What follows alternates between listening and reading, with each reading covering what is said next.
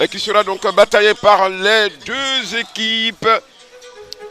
La formation de Moon FC d'Akoupé, fondée en 2011, et Iska en 2014. Iska, on vous l'a dit, promu dans ce championnat national. Dont la dernière remonte la semaine dernière face à la SOA 1-0.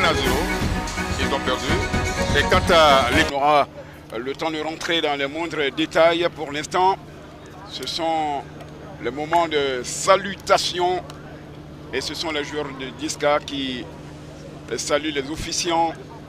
C'est au tour de Mouna FC avec le Mohamed Saba. Allez, voici voilà. La nomenclature de Mouna FC. Tout à fait, on va regarder particulièrement Mohamed Madi Saba, là sur le côté avec le numéro 12 dans un 4-3-3. Ako Isaac, un des buteurs de cette équipe.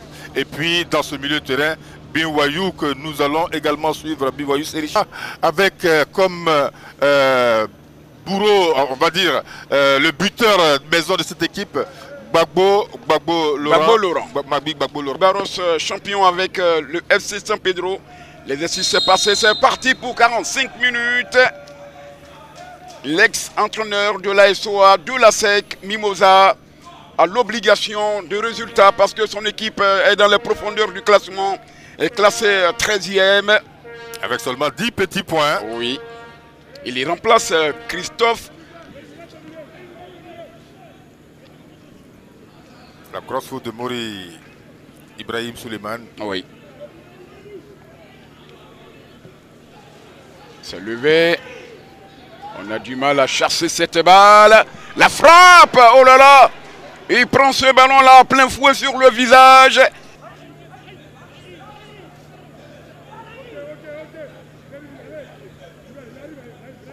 Iska, attention à Saint-Doukoné, le roux de cette formation.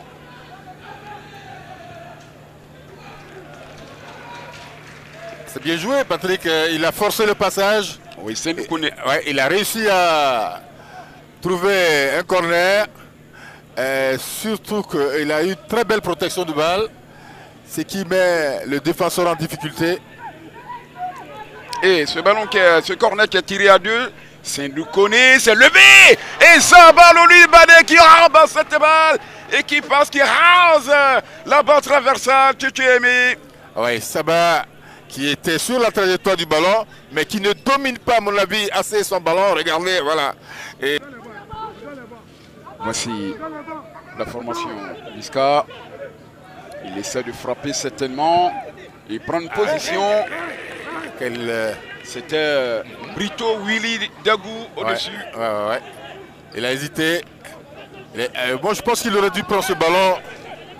Voilà, là, tout de suite là. Là, au lieu de faire ce crochet. Et il va revenir chercher à s'ouvrir une lucarne. Trop tard. Attention avec Suleiman. Il va sortir. Est-ce qu'il n'y avait pas une position de hors-jeu, Tchétché?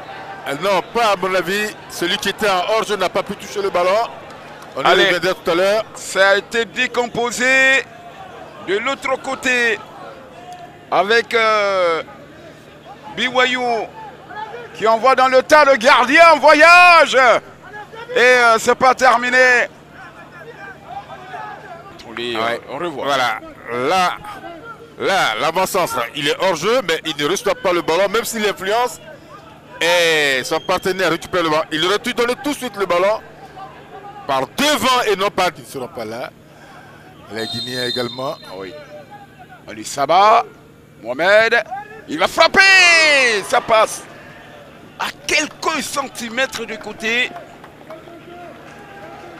Ah, il s'est bien appliqué. Ouais.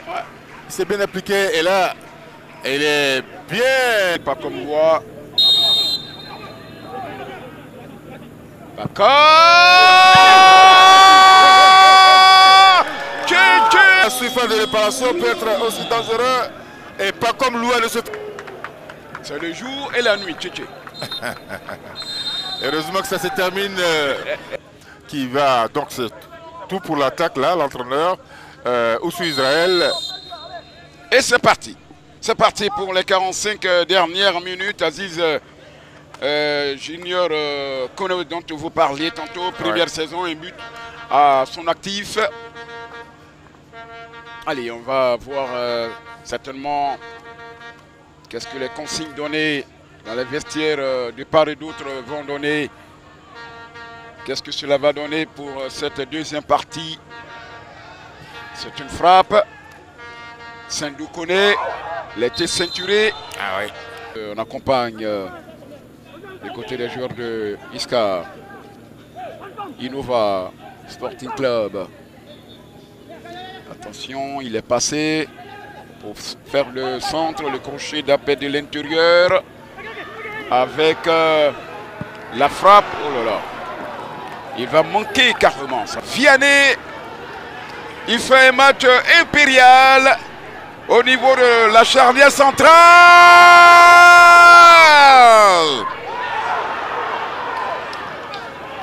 Oh. Ouais. Ça a été spectaculaire, hein?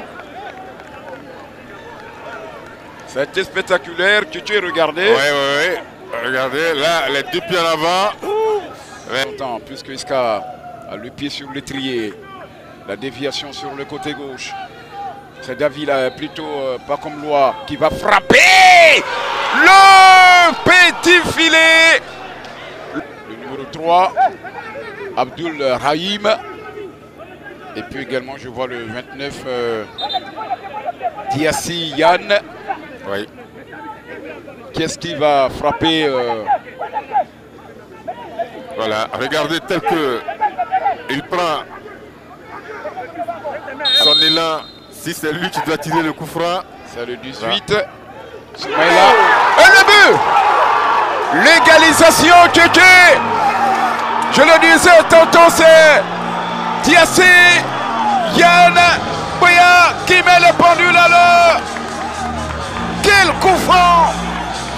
Ah, c'est un but ou des buts de coup franc. Tchétché aimé.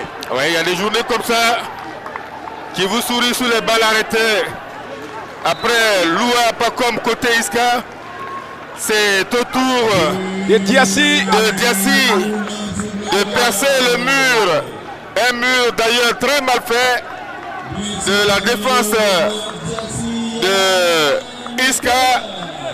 Le gardien n'a pas vu venir le ballon et Diassi en a profité pour loger cette balle dans le petit coin.